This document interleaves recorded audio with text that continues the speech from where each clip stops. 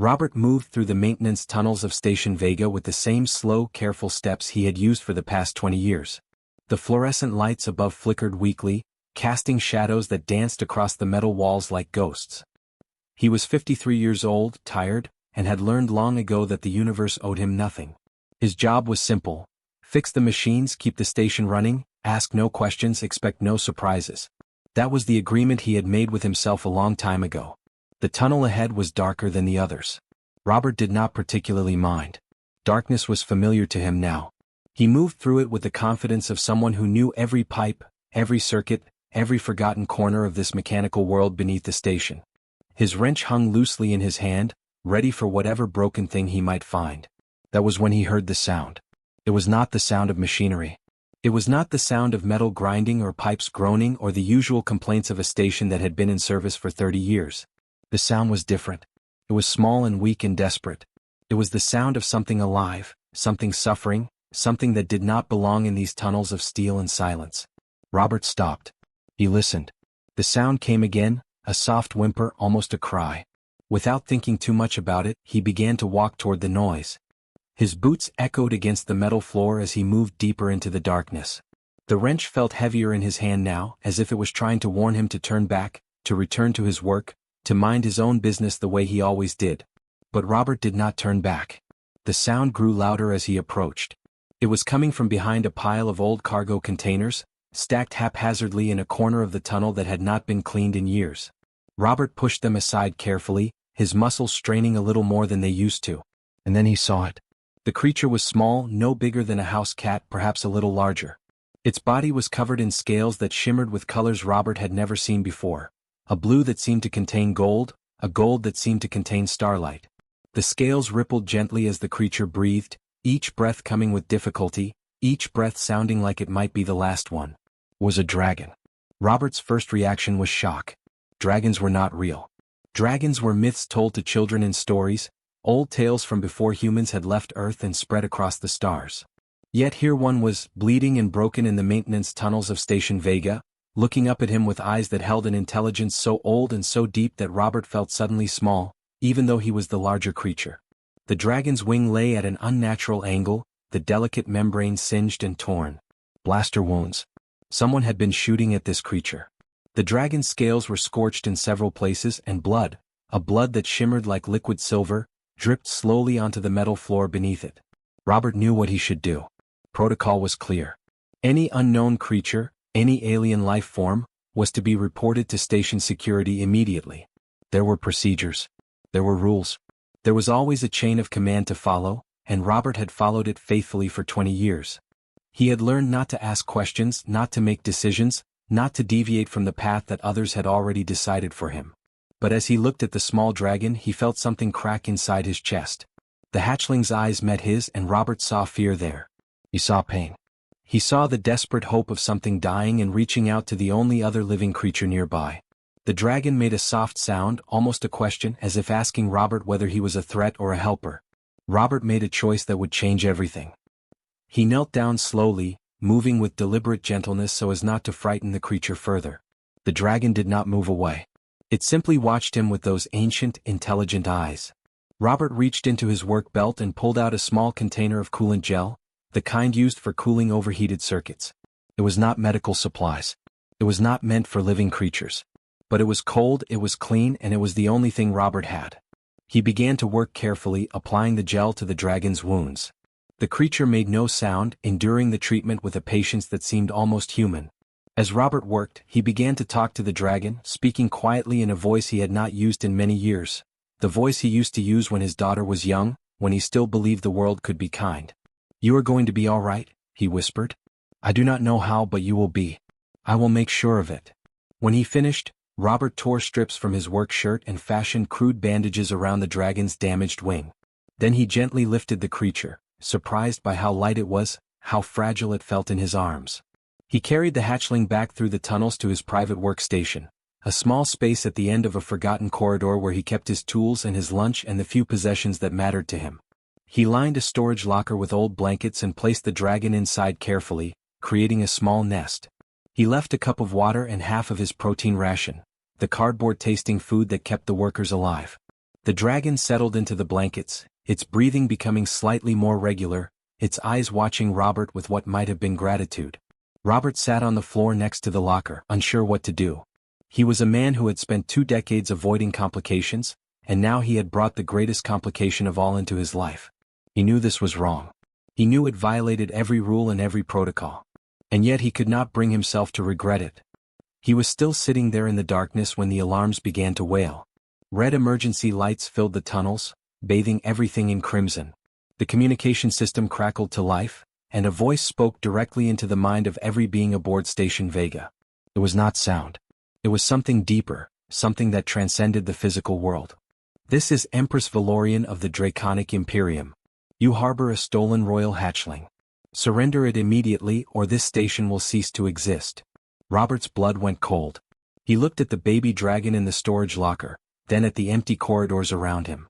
In that moment he understood. The creature he had just saved was not just any dragon. It was royalty. And now, because of his choice, the entire station was in danger. There was no going back now. The alarm continued to scream through the corridors of Station Vega, and Robert's hands began to shake.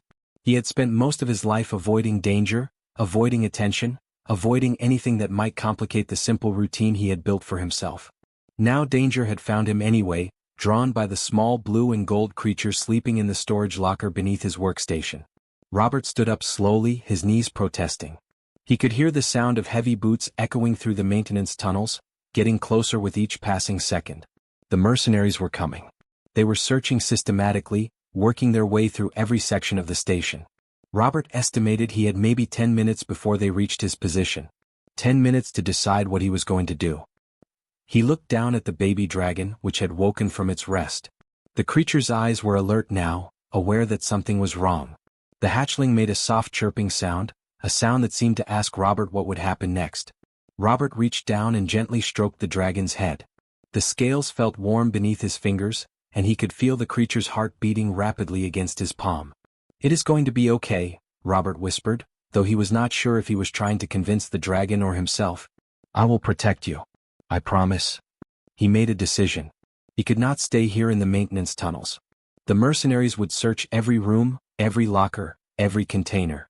They were trained hunters and they would not stop until they found what they were looking for. Robert needed to move, to find a place where they would not expect to find a human and a dragon together. He needed to find somewhere that was open, somewhere that was visible, somewhere that was the last place anyone would think to hide. Robert carefully lifted the storage locker containing the baby dragon. It was not heavy, but it was awkward to carry. He held it against his chest and began to move through the tunnels, taking a path that he knew well, a path that only he and a few other longtime workers would understand. He moved away from the sounds of the mercenaries' boots, moving toward the upper levels of the station. The observation deck was only 3 corridors away from the main engineering section. Robert had walked past it 1,000 times but had rarely gone inside. It was a place where passengers came to look out at the stars, a place where people stood and thought about their lives and their futures. Robert had never been much for such things. He had always preferred to keep his head down and his hands busy. But now, as he heard the mercenaries getting closer, he knew that the observation deck was his only chance. He burst through the doors and immediately moved to the far side of the deck, placing himself with his back against the transparent aluminum walls that looked out into the void of space. The observation deck was large and mostly empty. There were a few scattered chairs and tables, but nothing that could be used as a hiding place. Robert was completely exposed and he knew it. The baby dragon crawled out of the storage locker and pressed itself against Robert's legs. The hatchling was trembling and Robert could feel fear radiating from the small creature. He placed his hand on the dragon's head, trying to offer what comfort he could. Together they waited. The mercenaries found them within minutes. 2 soldiers in sleek black armor rounded the corner, their weapons already raised. They moved with the precise coordination of professionals, their every gesture suggesting that they had done this many times before. Their armor gleamed under the station's lights, and their faces were hidden behind dark helmets that made them look like machines rather than living beings. When they saw Robert and the baby dragon, they stopped for just a moment. That moment was all the confirmation they needed. One of them spoke into his communication device, his voice cold and devoid of emotion. "Target acquired.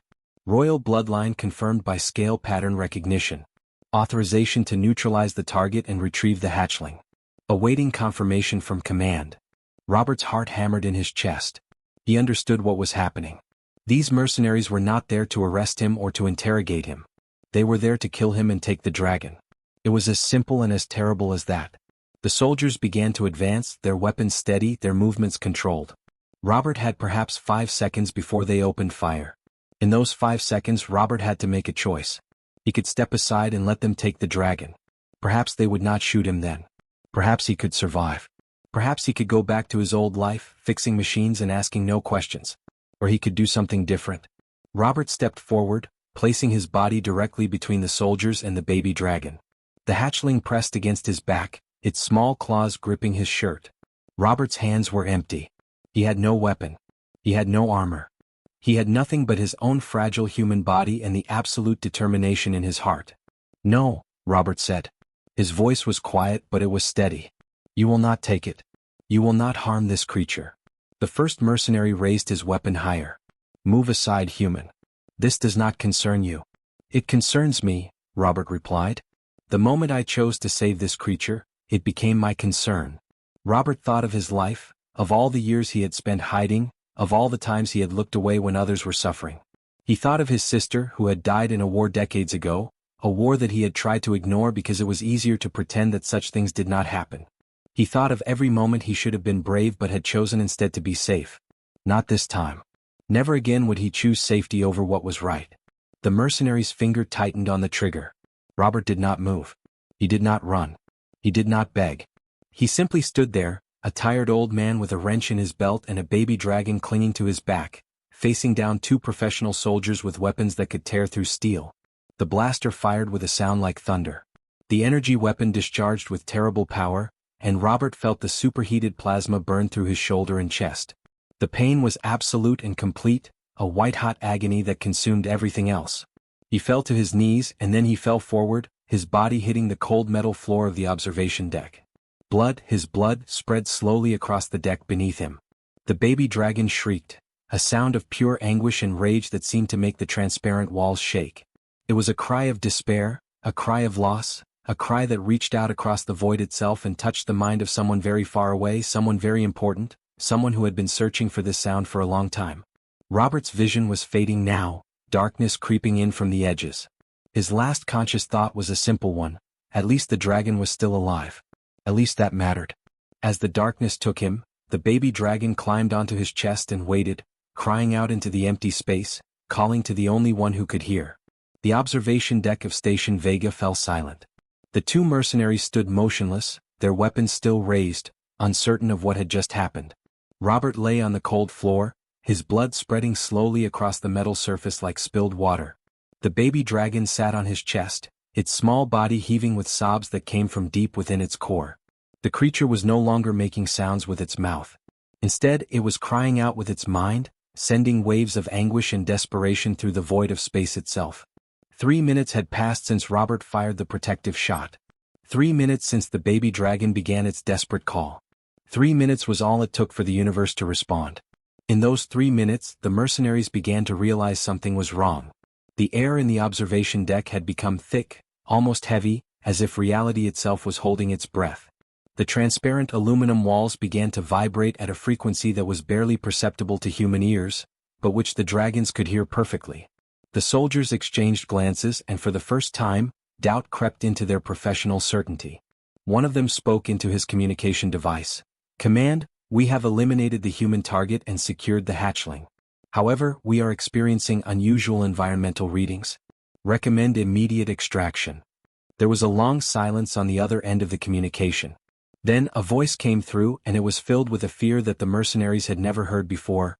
"All units, this is command. We have just detected an extremely large energy signature entering the system. Power levels are off the charts. All personnel must evacuate Station Vega immediately. Repeat, all personnel must evacuate immediately." The mercenaries did not need to be told twice. They turned and began to run back toward the corridors, abandoning their post, abandoning the dead human and the dragon hatchling on the observation deck. They understood, on some deep instinctual level, that they had made a terrible mistake. They had shot something that was not theirs to shoot. They had harmed something that belonged to someone far more powerful than they could possibly imagine. The baby dragon continued to cry out, its psychic call growing stronger with each passing second. And then, somewhere in the darkness above the station, something answered. Reality split open like a seam in fabric that could no longer hold. A battleship emerged from the void, so massive that it seemed to block out the stars themselves. It was not a human battleship. It was not a ship of any species that humanity had ever encountered before. The vessel was part organic and part mechanical, its hull covered in scales that shimmered with colors that hurt to look at. The scales shifted and rippled across the surface of the ship like living skin, and massive engines that seemed to breathe rather than burn propelled the enormous vessel through space with terrifying grace. This was the Valorian's throne, the flagship of the Draconic Imperium, the most powerful warship in existence, and it was responding to a call that only an Empress could answer. A landing pod detached from the massive vessel and began its descent toward Station Vega. The pod did not ask for permission to enter the station's airspace. It did not wait for clearance from traffic control. It simply came, tearing through the station's emergency bay doors as if they were made of paper. Metal screamed as the doors were ripped apart, and pressure alarms began to wail throughout the station. The pod crashed through the station's internal structure, leaving a trail of destruction in its wake, moving with singular purpose toward the observation deck where the baby dragon was calling. The pod's exterior hatch opened with a hiss of escaping gases and she emerged. Empress Valerian stepped out into the corridors of Station Vega, and the very air around her seemed to shimmer and change. She was enormous, far larger than the baby dragon, yet she was small enough to fit within the station's corridors. Her scales were a living canvas of colors that had no names in any human language. They shifted from deep purples to brilliant golds, from emerald greens to silvers that seemed to contain the light of 1,000 stars.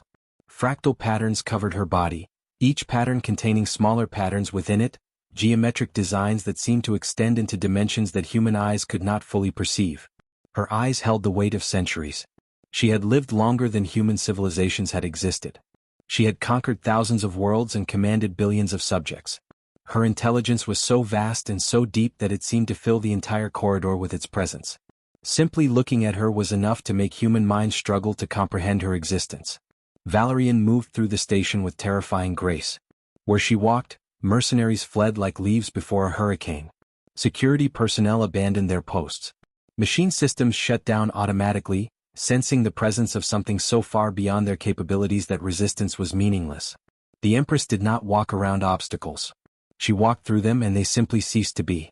She reached the observation deck and stopped in the doorway. Her ancient eyes fell upon her child first. The baby dragon was still perched on the chest of the dead human, still crying out its anguish and loss.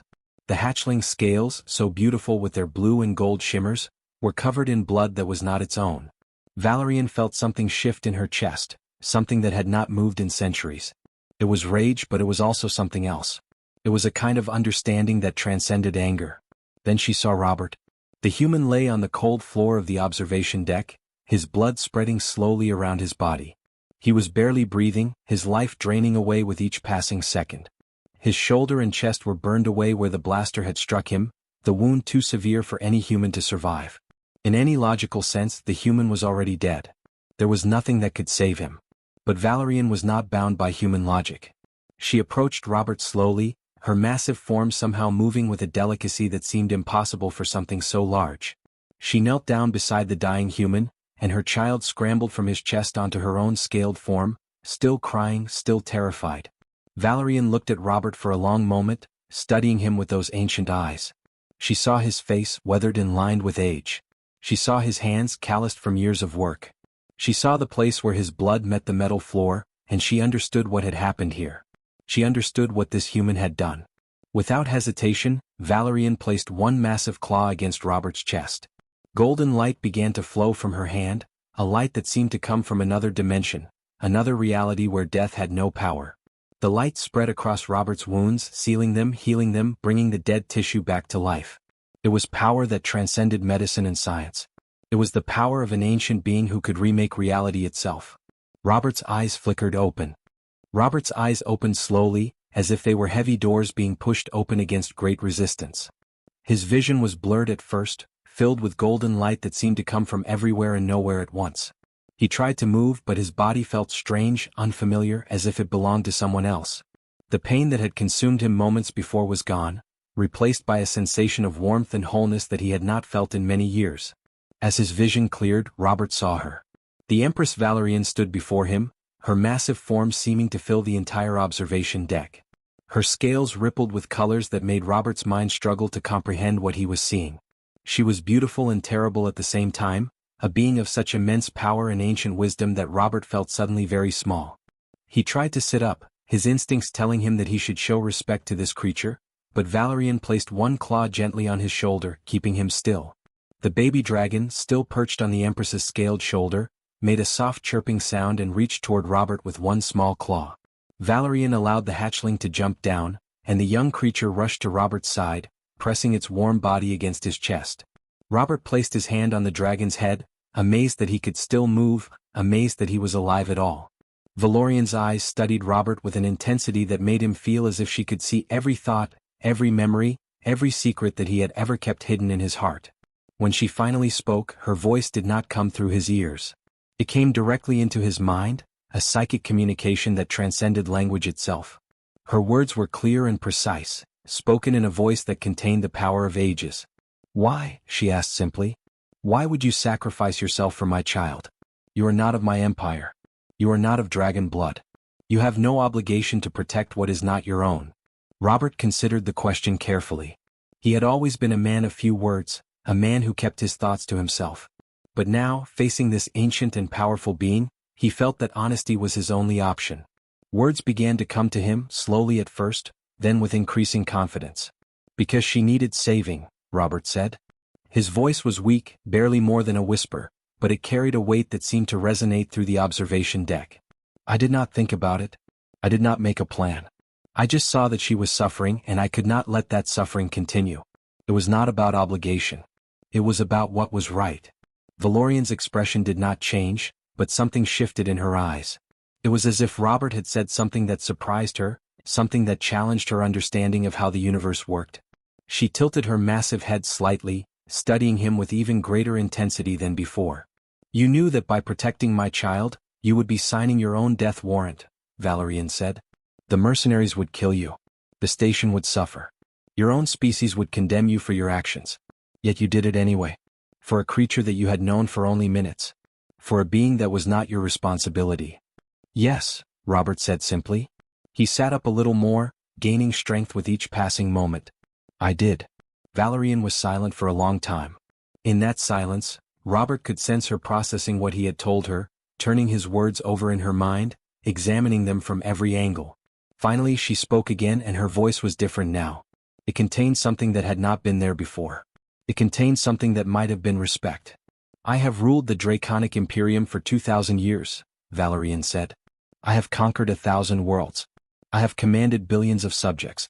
I have seen civilizations rise and fall like waves on an ocean.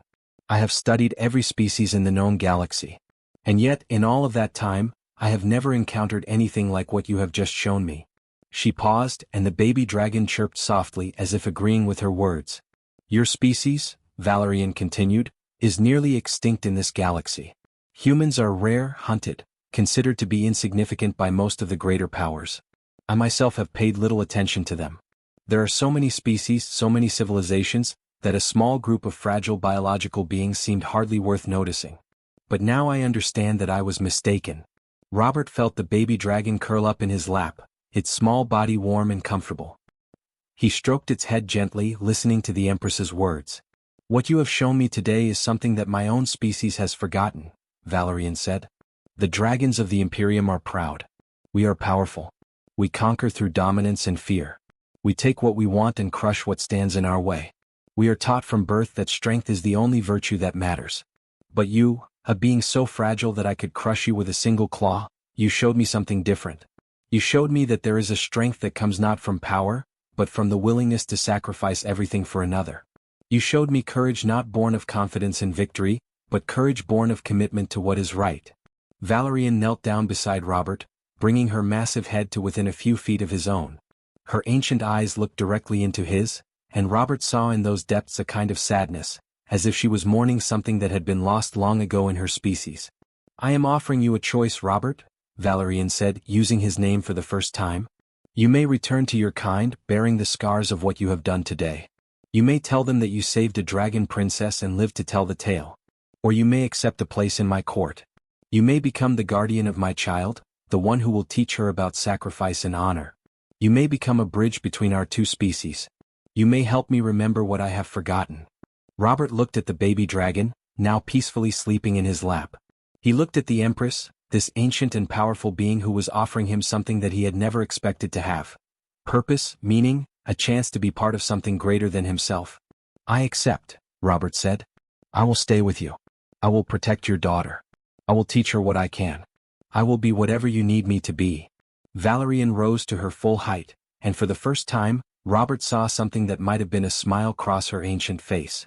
"Then let us leave this broken station," she said. "There is much work to be done, and a new chapter in the history of my empire is about to begin." 6 months had passed since Robert stepped aboard the Valorian's throne for the first time. 6 months since he had been a simple mechanic working in the maintenance tunnels of Station Vega. 6 months since his life had changed in ways that he could never have imagined. Now he stood in the grand halls of the Empress's flagship, dressed in robes of deep blue and silver that marked him as a member of the imperial court. The robes felt strange against his skin, too formal, too grand for a man who had spent his life in work clothes and grease stains. But he had grown accustomed to strangeness. Everything in his new life was strange. Robert walked through the vast corridors of the Valorian's throne, and he was no longer alone. On his shoulder sat Arya, the baby dragon who had changed everything. She had grown considerably in the past 6 months, nearly doubling in size, though she was still small compared to her mother. Her scales had taken on a deeper hue, the blue and gold becoming richer and more complex with each passing day. She was developing the patterns that marked her as royalty, fractal designs that seemed to contain infinite depth when you looked at them long enough. Arya chirped softly as they walked, her claws gripping Robert's shoulder gently. She had learned to trust him completely in these 6 months. Where Robert went, Arya went. When Robert slept, Arya curled up beside him. When Robert ate, Arya ate with him, learning to enjoy the taste of human food while still maintaining her preference for the crystalline nutrients that the dragon species preferred. They had become inseparable, bound together by something deeper than mere duty or responsibility. The grand hall of the Valorian's throne was a place of impossible beauty. The walls seemed to be made of living crystal, and light flowed through them in waves of color that changed constantly. The floor beneath Robert's feet was smooth and warm, and he had learned that it was actually a living surface, a symbiotic organism that responded to the needs of those who walked upon it. The hall was enormous, large enough to contain 100 humans standing in a circle, yet it never felt cold or empty. It felt alive, conscious, aware. Valerian stood at the far end of the hall, and she was not alone. Around her stood representatives from a dozen different species. There were tall, thin beings made of what appeared to be crystalline structures. There were massive creatures with thick hides and multiple eyes. There were small flying creatures that moved through the air with delicate grace. They were all waiting for Robert. As Robert approached, the assembled crowd fell silent. He had learned that his presence had become something of a curiosity throughout the Imperium. The human who had saved the dragon princess. The fragile being who had sacrificed himself for another. The bridge between species that had never been bridges before. Stories about him had spread throughout the Draconic Imperium faster than he would have thought possible. Valerian turned to face Robert, and she bowed her head slightly in a gesture of acknowledgement. It was a gesture that surprised Robert even after 6 months. A being of such immense power and ancient wisdom, bowing to a human mechanic. But this was the way things had changed in the Imperium since Robert's arrival. "Robert," Valerian said, her psychic voice carrying to every corner of the grand hall. "I have gathered these representatives here today to share an important announcement. 6 months ago my daughter was hunted. 6 months ago, a human male stood against an empire to protect her. That human, Robert, has taught me and my people something that we had forgotten." Arya chirped from Robert's shoulder, and Valerian turned to look at her daughter with an expression that Robert had learned to recognize as maternal love. "For centuries," Valerian continued, "my species has believed that strength comes only from power and dominance. We have conquered through fear and force. We have built our empire on the foundation of being stronger than those around us. But Robert has shown us that true strength comes from the willingness to sacrifice for others. True strength comes from compassion. True strength comes from choosing what is right over what is safe."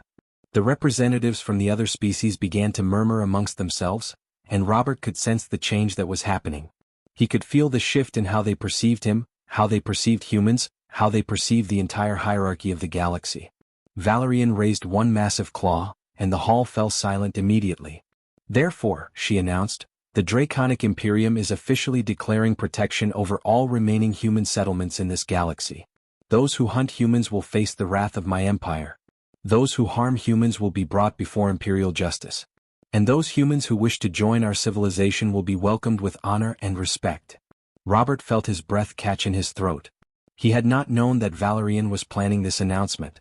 In his 6 months in the Imperium, he had learned that humans, once hunted to near extinction, had been hiding in remote colonies scattered throughout the galaxy. Most of them had believed they would be hunted down eventually. Most of them had resigned themselves to slow extinction. But now, with the protection of the Draconic Imperium, they would have a chance. They would have a future. Over the following months, Robert became known throughout the Imperium not just as the mechanic who saved the princess, but as the one who changed everything. He worked with Arya, teaching her about honor and sacrifice, about the value of protecting those who could not protect themselves. The Dragon Princess grew stronger with each passing day, but more importantly, she grew wiser. She learned from Robert that true power was not about dominance, but about responsibility. Robert also became an advisor to Valerian, offering perspective on human nature and human society. He helped the Empress understand that diversity of thought and experience made an empire stronger, not weaker. He taught her that compassion and strength were not opposites, but complements that together created something greater than either alone. A year after Robert first stepped aboard the Valorian's throne, the flagship made a journey to the nearest human colony. Robert returned to his own kind, not as a refugee, not as a hunted creature, but as an ambassador of the Draconic Imperium. He brought with him Arya and Valerian, and he watched as the faces of the human colonists transformed from fear to hope, from despair to possibility. Robert had been just a mechanic, a man who had expected nothing from life and asked for nothing in return. But one moment, one choice, one act of courage had changed the trajectory of history. One human who refused to abandon an innocent had rewritten the fate of galaxies. He was no longer just Robert the mechanic. He was Robert the bridge between worlds, the living proof that compassion transcends everything, the man who showed an ancient empire that strength and mercy could walk together. And he had never regretted a single moment of it.